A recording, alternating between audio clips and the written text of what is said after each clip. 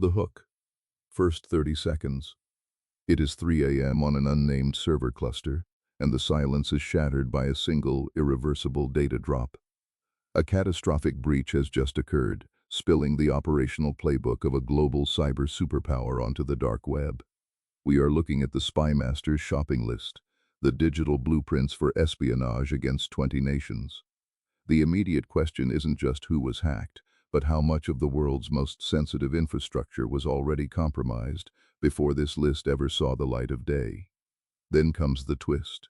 The leak wasn't just a list of targets. It was the arsenal used to attack them. The tools themselves, now exposed, rendering years of digital defense instantly obsolete. Chapter 1. The Arsenal Revealed. The digital fingerprints of a nation's covert operations, now scattered across the dark web.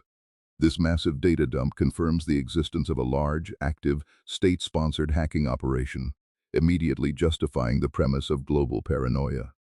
This wasn't just casual surveillance. This was a calculated, systematic penetration of foreign networks.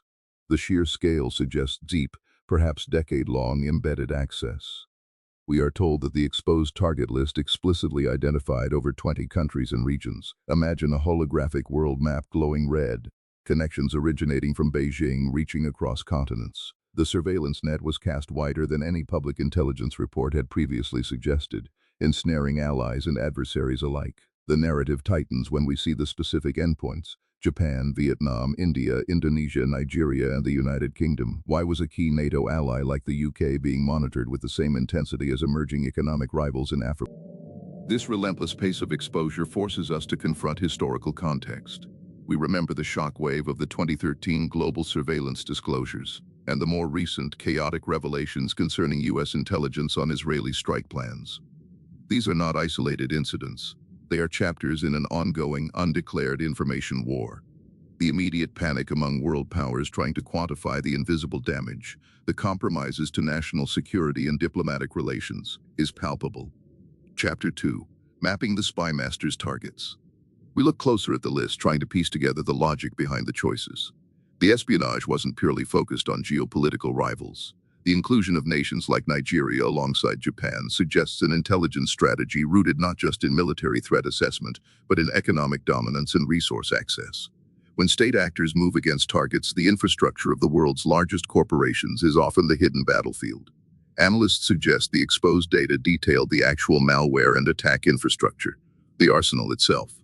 This wasn't just espionage, it was the blueprint for a global digital invasion force. The first place the truth surfaces is often not in the halls of power, but in the anonymous corners of the internet. Reddit users begin the grim work of piecing together preliminary analyses of compromised data sets, searching for patterns that security agencies are still trying to keep hidden. We see data streams morphing into glowing text fragments, resembling frantic forum posts debating the implications. The nature of the leak suggests deep penetration into foreign networks, implying that Beijing already held the keys to the kingdom in multiple capitals. Investigations are underway following the 2024 leak of U.S. intelligence regarding Israeli strike plans, and that context raises the stakes for this Chinese dossier. If Washington's secrets can be exposed, what chance do 20 other nations have against a state-sponsored arsenal this sophisticated? Chapter 3. The Compromised Defenses. The true horror of this exposure lies in what this list implies about ongoing operations. If the tools are revealed, the adversary knows precisely how they were breached. The visual representation shifts to a silhouette of a server rack, glowing red, sparking with digital energy. The sheer volume of recent corporate data breaches, like the one hitting Dell in 2024, shows that the vulnerabilities exploited by state actors often mirror weaknesses found in civilian targets, blurring the line between state and non-state attacks. This forces national security agencies to assess damage to relations with allies, to Ukraine, to partners who now realize their digital doors were wide open. But there is a crucial difference between the Pentagon leaks and this one. Those documents revealed what was known. This leak reveals how it was known, the very methods of collection.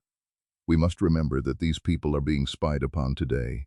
They were spied upon yesterday, and the same digital intrusions will happen tomorrow if the tools remain unknown. A sense of quiet dread settles over the globe as diplomats work behind closed doors, attempting to mitigate the fallout without admitting the depth of their digital vulnerability. Chapter 4. The Identity of the Betrayer. The central mystery solved. The narrative now turns inward, seeking the source of the violation. The central, most compelling mystery remains: who orchestrated the initial leak of the Chinese state-sponsored cyber arsenal and its target database? We zoom in on the critical locations: Beijing, the origin point, and the targeted capitals like Tokyo, New Delhi, and London. The possibilities narrow down to two frightening scenarios. Was this the result of an accidental exposure, perhaps a poorly secured operational backup, indicating profound internal negligence? Or, more chillingly, was this a deliberate act of sabotage by an internal actor, a whistleblower, or perhaps a mole from a rival power, intent on destabilizing the entire digital architecture of the operation? We see fragmented dossier pages swirling rapidly around a central point, representing the frantic efforts to trace the data's origin. The motive is key. Was it ideological opposition to the regime's actions, or a strategic move to compromise China's capabilities for another power block? Unlike the anonymous victims of the prison camps described in other dossiers, here the threat comes from a document dump that exposes capability. The digital capability that allowed surveillance across 20 nations is now compromised. The network is exposed. The spy master's list is closed, but the digital war zone it describes is now open knowledge.